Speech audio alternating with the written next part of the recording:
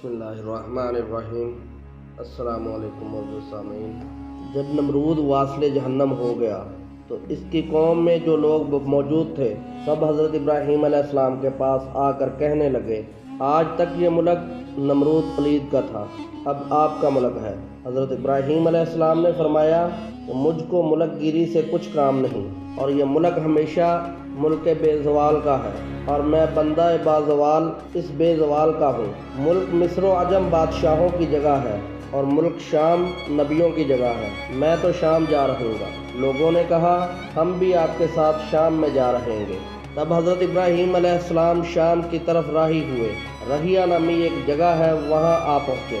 اس ملک اور اس شہر کو رونق بخشی، اور وہاں سے دریائے فرات کے کنارے آ پہنچے۔ وہاں بھی ایک شہر آباد کیا، اور اس شہر کا نام رقیہ ہے۔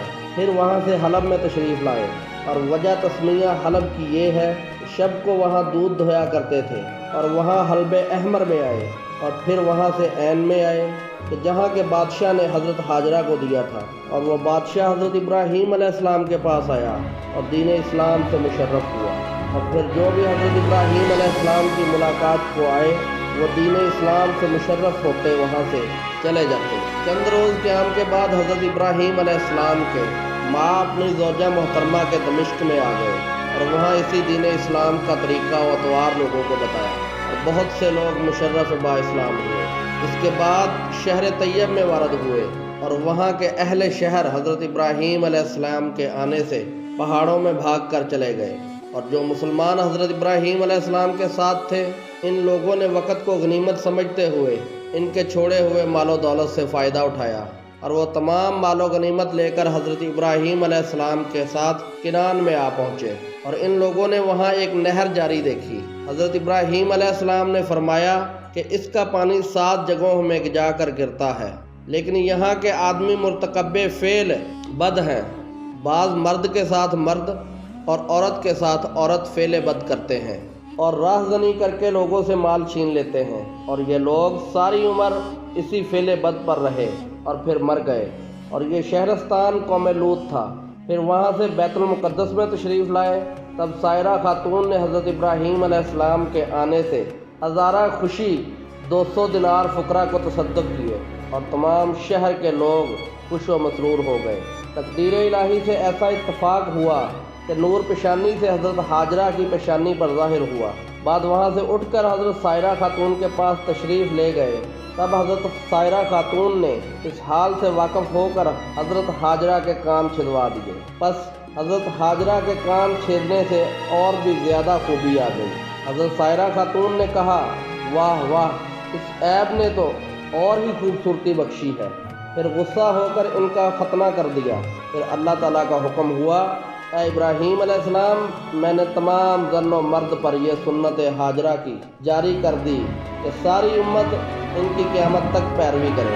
حضرت سائرہ خاتون کو اور بھی غیرت پیدا ہوئی، اور حضرت ابراہیم سے بولی، یہ چیز مجھ کو برداشت نہیں کہ حاجرہ کے کوئی فرزند پیدا ہو اور مجھ کو نہ ہو۔ جب 9 مہینے گزرے تو حضرت حاجرہ کے بطن سے حضرت اسماعیل علیہ السلام تو الگ ہوئے۔ بعد سائرہ خاتون نے حضرت ابراہیم علیہ السلام سے کہا، اگر وہ حاجرہ یہاں رہے گی تو پھر میں یہاں نہ رہوں گی، اور میں یہاں سے کہیں چلی جاؤں گی، نہیں تو ان کو یہاں سے کہیں ایسی جگہ پر لے جا کر رکھو کہ وہاں میوے اور آبادی اور پانی بھی نہ ہو، تاکہ یہ اچھی طرح سے آرام نہ پا سکے، اور میں بھی ان کو نہ دیکھ سکوں۔ حضرت ابراہیم علیہ السلام اس بات کو سن کر بہت فکر مند ہوئے۔ اتنے میں حضرت جبرائیل علیہ السلام نے آ کر فرمایا، اے ابراہیم علیہ السلام، سائرہ خاتون جو کہتی ہیں سو کرو۔ بس حضرت ابراہیم علیہ السلام نے حضرت حاجرہ اور حضرت اسماعیل رضی اللہ کو ایک اونٹ پر سوار کیا، اور آپ بھی ایک دوسرے اونٹ پر سوار ہو کر بیت المقدس سے نکل کر اب جہاں خانہ کعبہ ہے وہاں پہنچے۔ تب حضرت حاجرہ سے کہا کہ تم یہاں ذرا ٹھہرو، میں آتا ہوں۔ حضرت حاجرہ حضرت اسماعیل کو لے کر وہاں بیٹھی رہیں، اور حضرت ابراہیم علیہ السلام دلگیر ہو کر اور اپنی آنکھوں سے آنسو بہاتے ہوئے ملک شام کی طرف تشریف لے گئے۔ جب وہ گھڑی گزری، دیکھا کہ حضرت ابراہیم علیہ السلام تشریف نہ لائے، اور آفتاب گرم ہوا تو سر پر گرمی پہنچی تو پیاس کی شدت محسوس ہوئی، اور اس پیاس کی شدت کی وجہ سے حضرت حاجرہ کو کوہ صفا و مروہ کی طرف دوڑیں۔ وہاں کہیں بھی پانی نظر نہ آیا۔ اس طرح پانی کے لیے صفا سے مروہ اور مروہ سے صفا 7 مرتبہ دوڑی، لیکن پانی نہ پایا تو بہت ہی حیران ہوئی، اور یہ دوڑنا صفا و مروہ کا 7 دفعہ حاجیوں پر قیامت تک سنت حاجرہ جاری رہے گی، اور ہر حاجی اس طرح 7 مرتبہ دونوں پہاڑوں پر دوڑتے ہیں۔ جب حضرت اسماعیل علیہ السلام کو حضرت حاجرہ اس میدان میں اب جس جگہ چاہے زمزم ہے لٹا کر پانی کے لیے صفا و مروہ کی طرف دوڑی اور پانی نہ پایا تو آپ کے چہرے کا رنگ متغیر ہوا۔ جب وہاں سے واپس آئیں اور حضرت اسماعیل علیہ السلام کے پاس آ کر دیکھا کہ حضرت اسماعیل علیہ السلام شدت پیاس سے جس زمین پر پیر رگڑتے تھے اس جگہ بحکم خداوند قدوس پانی کا ایک فوارہ جاری ہوا، اور بفضل خدا اب تک وہ چشمہ جاری ہے اور قیامت تک جاری رہے گا۔ انشاءاللہ یہ کیفیت دیکھ کر حضرت حاجرہ بہت خوش ہوئیں اور کہنے لگی، الحمدللہ، یہ مبارک فرزند اللہ تعالیٰ نے مجھ کو عنایت فرمایا ہے۔ بس وہی پانی حضرت حاجرہ نے خوب سیر ہو کر پیا اور مٹی اور پتھر لا کر چاروں طرف سے اس پانی کو بند کر دیا تاکہ زیادہ پھیلنے نہ پائے۔ ایک روایت ہے کہ اگر حضرت حاجرہ وہ پانی بند نہ کرتی تو وہ تمام مکہ معظمہ کی تمام حدود میں قیامت تک جاری رہتا۔ بس جو کھانے پینے کا تھا کھا لیا۔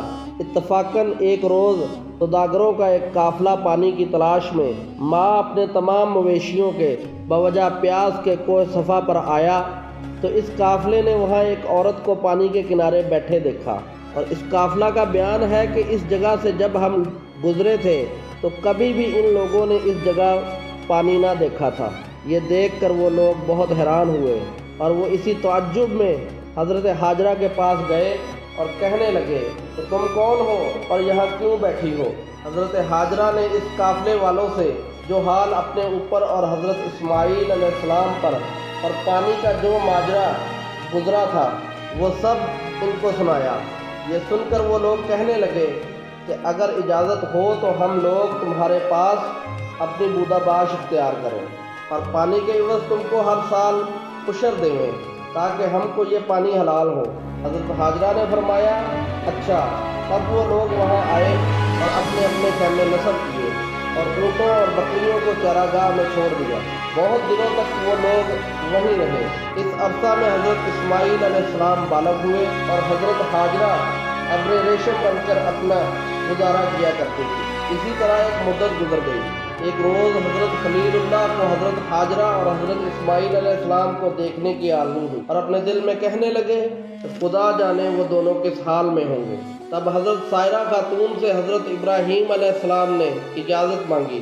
حضرت سائرہ خاتون نے فوراً اجازت دے دی اور حضرت ابراہیم علیہ السلام سے عہد لیا کہ تم وہاں سواری پر سے نہ اترو اور جلدی دیکھ کر وہاں سے چلے آنا۔ یہ عہد کر کے حضرت ابراہیم علیہ السلام نے بیت المقدس سے نکل کر بیابان کی راہ لی۔ جب مکہ میں پہنچے تو وہاں قوم عرب کو دیکھا کہ اونٹ بکری چراتے ہیں اور کسی کو بیٹھے اور کوئی چلتا پھرتا ہے، اور حضرت ابراہیم علیہ السلام کو کسی نے نہ پہچانا، مگر حضرت حاجرہ علیہ السلام دور سے دیکھ کر بغرض استقبال آگے بڑھیں اور ان کو نہایت ادب و احترام سے اپنی جائے رہائش پر لے آئیں۔ لیکن حضرت ابراہیم علیہ السلام نے اپنے عہد کا خیال کر کے اونٹ پر سے زمین پر پاؤں نہ رکھا۔ حضرت حاجرہ نے حضرت اسماعیل علیہ السلام کو بلا کر کہا کہ دیکھو یہ تمہارے والد آئے ہیں۔ حضرت اسماعیل علیہ السلام نے اپنے باپ کو دیکھا تو وہ بہت زیادہ خوش ہوئے، اور اس وقت حضرت اسماعیل علیہ السلام کچھ بڑے ہو گئے تھے۔ حضرت حاجرہ نے حضرت ابراہیم علیہ السلام سے بہت اصرار کیا کہ آپ سواری سے اتریے تاکہ میں آپ کے ہاتھ پاؤں دھلوا دوں۔ تب حضرت ابراہیم علیہ السلام نے کہا، چلتے وقت سائرہ خاتون نے مجھ سے عہد لیا ہے کہ میں اپنی سواری سے نہ اتروں۔ یہ سن کر حضرت حاجرہ نے ایک پتھر لایا اور اس پتھر پر پاؤں رکھ کر دھلوایا۔ اسی طرح دونوں پاؤں دھلوائے اور اچھی طرح سے ہاتھ پاؤں دھلوا دیے، اور جس پتھر پر حضرت ابراہیم علیہ السلام نے پاؤں رکھا تھا اب وہ مقام خلائق کا مصلی ہے، جیسا کہ رب العزت نے فرمایا۔ بس حضرت ابراہیم علیہ السلام ان کو دیکھ کر بیت المقدس کو تشریف لے گئے اور حضرت سائرہ خاتون کے پاس مہمان سرا بنا کر خلق اللہ کی دعوت و مہمانداری کرتے تھے۔